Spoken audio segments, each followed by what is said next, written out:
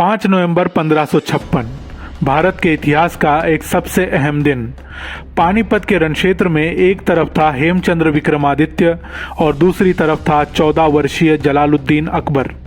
कहा जाता है कि इस लड़ाई में हेमू जीतने ही वाला था कि एक उड़ते तीर ने हेमू की आंख का निशाना साधा और हेमू हाथी से नीचे गिर पड़ा, जिस कारण उसकी सेना में अफरा तफरी मच गई और अकबर की जीत हो गई। क्या बस यही सच है? हेमू ने कोई रणनीतिक गलतियां तो नहीं की थी? अकबर और बैरम खां ने क्या सही किया था जो हेमू नहीं कर पाया? यह पानीपत की लड़ाई थी, इसमें हार या जीत इत्तेफाक से नहीं होती।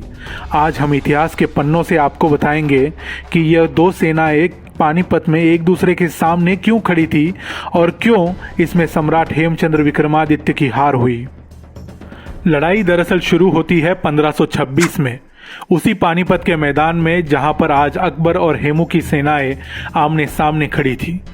फरगना से आए हुए बाबर ने इब्राहिम लोदी को पानीपत की लड़ाई में परास्त कर दिया था और दिल्ली की गद्दी को जीत लिया। लेकिन बाबर बहुत दिनों तक इस गद्दी पर नहीं बैठ पाया, क्योंकि सन 1530 में बाबर की मौत हो गई और मौत के बाद उसके बेटे हुमायूं ने गद्दी संभाली, लेकिन वह उसे ठीक से कभी नहीं संभाल पाया, जिसके कारण 1540 में बिहार से आए अफगान कमांडर शेर शाह सूरी ने हुमायूं को परास्त करके उसे भारत से बाहर खदेड़ दिया।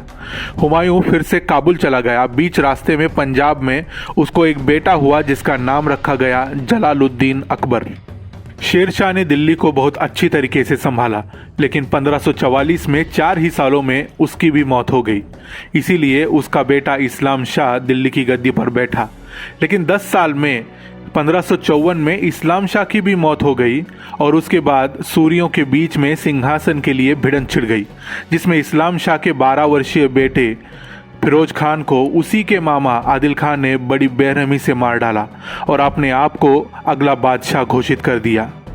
सिंहासन के लिए हुई इस जंग में आदिल खान का साथ दे रहे थे हेमचंद्र भार्गव, हरियाणा के रेवाड़ी से आया एक आम इंसान जो अपने हुनर के दम पर सूरी डायनास्टी का वजीर बन गया।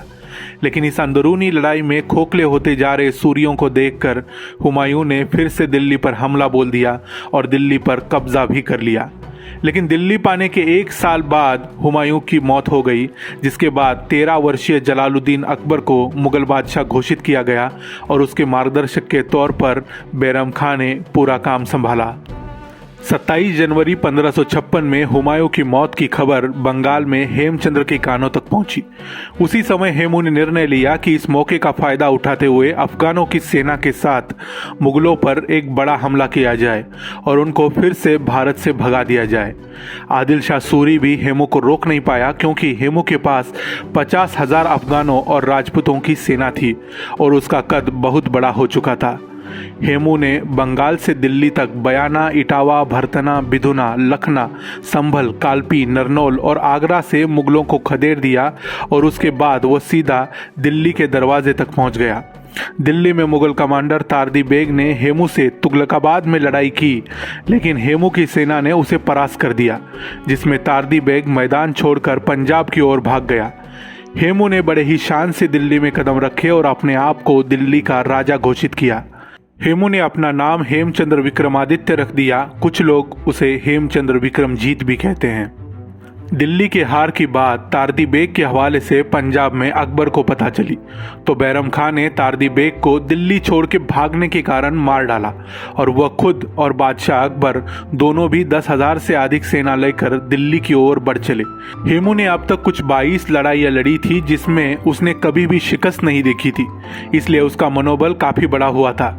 तो उसने मुगलों का पीछा करने के लिए पंजाब तक अपना रुख किया, लेकिन उसी समय दिल्ली से कुछ 100 किलोमीटर दूर पहुंचते ही उसे पता चला कि मुगल भारत छोड़कर भागने के अलावा उसके सामने पानीपत के रणक्षेत्र में खड़े थे। युद्ध से पहले ही अकबर के एक कमांडर अली कुली खान शैबानी ने हेमू के तोपखाने के परिवहन करने वाले दस्ते पर हमला बोल दिया, जिसमें अफगान सैनिक जो तोपें ले जा रहे थे वो तोपें वही छोड़कर भाग खड़े हुए, जिसके कारण लड़ाई के वक्त हेमू के पास कोई आर्टिलरी नहीं थी। 5 नवंबर 1556 को पानीपत के मैदान में अकबर की 10,000 सेना के सामने हेमू की 30,000 से अधिक सेना खड़ी थी। अकबर और बैरम खां दोनों भी रणक्षेत्र से दूर 8 मील पर रुके थे। असल में इस लड़ाई में मुगलों की ओर से नेतृत्व कर रहे थे अली कुली खान शैबानी, दाहिनी ओर में थे सिकंदर उज़्बेक, बाई ओर में था अब्दुल्ला खान उज़्बेक और अग्रदल में हुसैन कुली बेग और शाह कुली मरहम खड़े थे। वहीं दूसरी ओर हेमू खुद रण क्षेत्र में मौजूद था और अपने सिपाहियों का मनोबल बढ़ा रहा था। उसके बाई ओर था उसका भांजा रमैया और दाहिनी ओर में अफगान कमांडर शादी खान कक्कर। लड़ाई की शुरुआत सुबह 8 बजे खुद हेमू ने की और उसने अपने हाथियों के दल को मुगलों के घुड़सवारों के ऊपर छोड़ दिया। लेकिन मुगल सैन्य भागने के अलावा उसने हेमू के हाथियों को दोनों बाजुओं से घेर कर उन पर हमला चलाना शुरू कर दिया। लेकिन फिर भी हेमू के हाथियों ने मुगलों के बीच वाले दस्ते की कमर तोड़ दी। हेमू के पास कोई आर्टिलरी नहीं थी, लेकिन मुगलों के पास थी। उन्होंने तोपों का इस्तेमाल किया और उनके तीरंदाज हेमू के हाथियों को निशाना बना रहे थे। मुगलों के घुड़सवार उनकी ताकत थे और वह अपना काम बखूबी निभा रहे थे। उन्होंने हेमू के दाहिने और बाएं ओर पर हमला करके उन दोनों बाजुओं को तोड़ के रख दिया। लेकिन बीच वाला खेमा हेमू के नेतृत्व में आगे ही बढ़ रहा था। हेमू के एक कमांडर शादी खान कक्कर और भगवान दास दोनों भी इस लड़ाई में अब तक मारे जा चुके थे। लेकिन हेमू तस से मस न हुआ। वह अपने सबसे चहेते हाथी हवाई पर बैठा हुआ था। अब तक दोनों खेमों का बड़ा नुकसान हो चुका था, लेकिन नंबर अभी भी हेमू के साथ थे, क्योंकि उसकी सेना अकबर की सेना से 3 गुना ज़्यादा थी। लेकिन उसी समय एक मुगल तीरंदाज ने फेंका हुआ एक तीर हाथी के हौदे में बैठे हुए हेमू के आंख में घुस गया, जिसके कारण हेमू बेहोश होकर हौदे में ही गिर पड़ा। सुबह से हाथी के हौदे में बैठकर लड़ने वाले हेमू को देखकर उसकी सेना लड़ रही थी। जब उन्होंने उसको वहां से गायब देखा तो सेना डर गई और उनको लगा कि शायद हेमू की मौत हो गई। उनका मनोबल टूट गया और सेना में अफरा तफरी मच गई और वो सेना रणक्षेत्र से भागने लगी। हालांकि हेमू अभी भी जिंदा था, उसकी सेना उसका साथ छोड़ चुकी थी।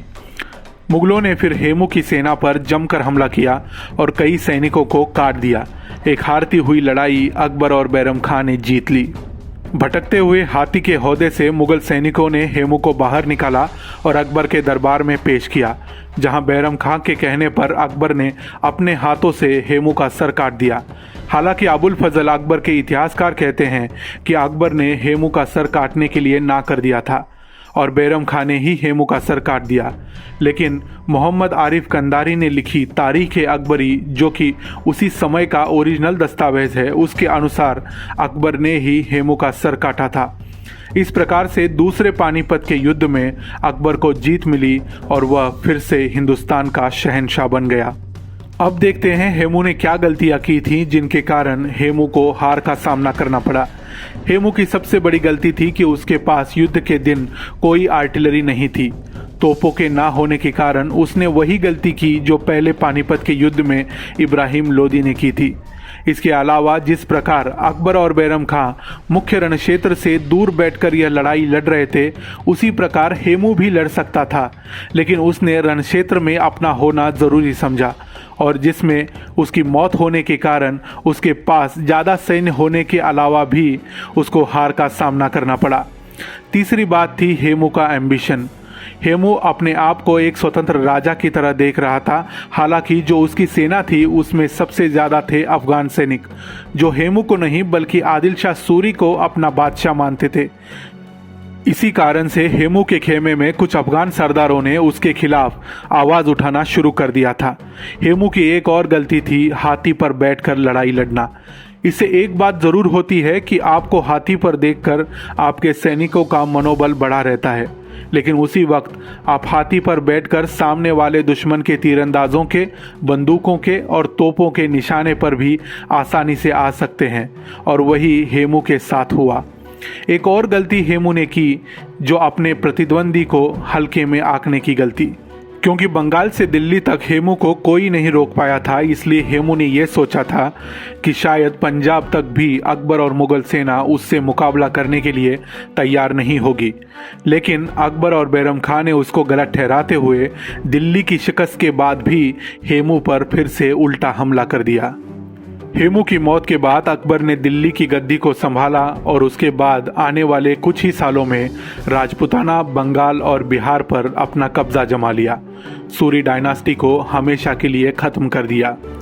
यदि हेमू की और दूसरे पानीपत के युद्ध की ये कहानी आपको अच्छी लगी, ये इतिहास आपको अच्छा लगा, तो इस वीडियो पर कमेंट करके हमको ज़रूर बताइए। इस वीडियो को लाइक करिए, अपने दोस्तों और रिश्तेदारों के साथ इसे साझा करिए, इस चैनल को सब्सक्राइब करिए। फिर मिलेंगे इतिहास के पन्ने में किसी नए अध्याय के साथ अगले नए वीडियो में। तब तक के लिए जय हिंद।